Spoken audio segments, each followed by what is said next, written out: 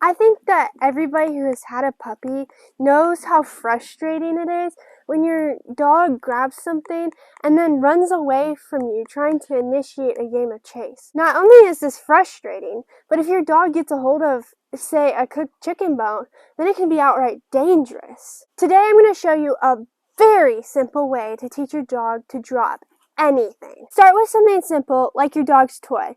If your dog is very toy driven, then maybe start with something even simpler, like even a leaf. And so start by giving it to your dog and then waiting for them to drop it by themselves, and then click and reward. And make sure to give your dog something that he finds even more valuable than your dog's toy or the leaf that you tried to give him. I know that some people tell you to hold a cookie in front of your dog's nose until they drop it, and that's okay. It is way better than using an aversive method, but I believe that it is much better to have your dog think for himself. If you can get your dog to think that you always have something better than anything that they could pick up, then you are on the right track. This is exactly what you want. Whereas if you put a cookie in front of their nose and wait for them to drop it and then give it to them, eventually your dog might start to think like, hey, if I pick up this item that I'm not supposed to, then my person will go crazy and give me a cookie for it. So why wouldn't I? And I'm pretty sure that's not what you want. In fact, it's probably the exact opposite. Okay, so we kind of got sidetracked there, but basically after that, all you do is keep practicing that until your dog is consistent, and then from there you can pretty easily add your cue, which basically you just say it right before your dog is about to drop the item. It might take your dog a while to associate your cue with dropping the toy, but just keep practicing and your dog will generalize. And after he's good at that, you can start to up the difficulty on your dog. Just make sure to take it slowly. So if you had to start with a leaf, then maybe start with, then go up to a stick, and then eventually their toy, and then maybe at some point you can give them a piece of high value meat or something and get them to drop that.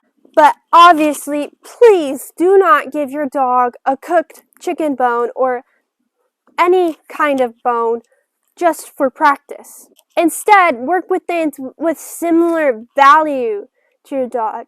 Instead of a bone, maybe you can practice with the chicken meat instead of the chicken bone, so that your dog is used to something with similar value, but it's not a danger to your dog. And also, don't go crazy when your dog gets something in real life.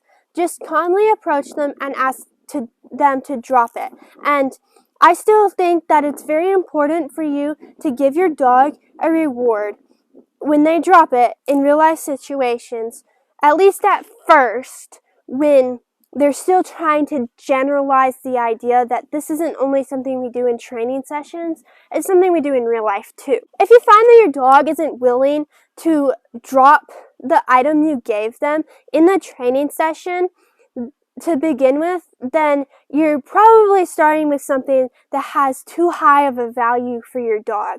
So start with something smaller. Like I said, you can even start with a leaf. It doesn't have to have any value to your dog. In fact, some dogs, you need to start there.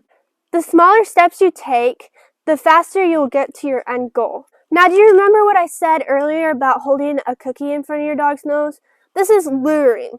And luring is better than an aversive method, but research shows that dogs learn a lot quicker when using shaping or targeting instead of luring.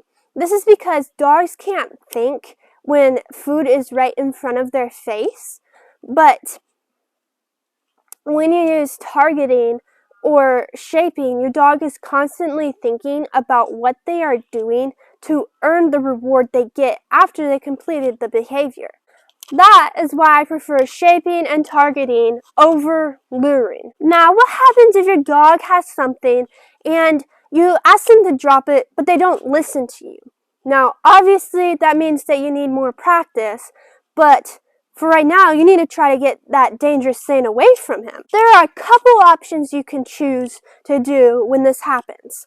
One you can get a bunch of tasty treats and create a trail away from your dog so that they'll get up and follow the trail of treats, and you can calmly go and pick up the item that they stole. Or the second option is that you get your dog's favorite toy or currency and just go crazy over it. Just like act like it's the best thing in the whole entire world. And dogs that are very toy driven will see that as the best thing too, and will generally drop the item they had and come join you, which then you can give them a toss of the toy or play a game of tug and get the item back. If you enjoyed this video, I would greatly appreciate it if you would like it and share it with a friend whom you think should see this. And as always, please subscribe and hit the bell so that you hear when new videos come out. I hope you have a wonderful day, guys, and I'll see you in the next video.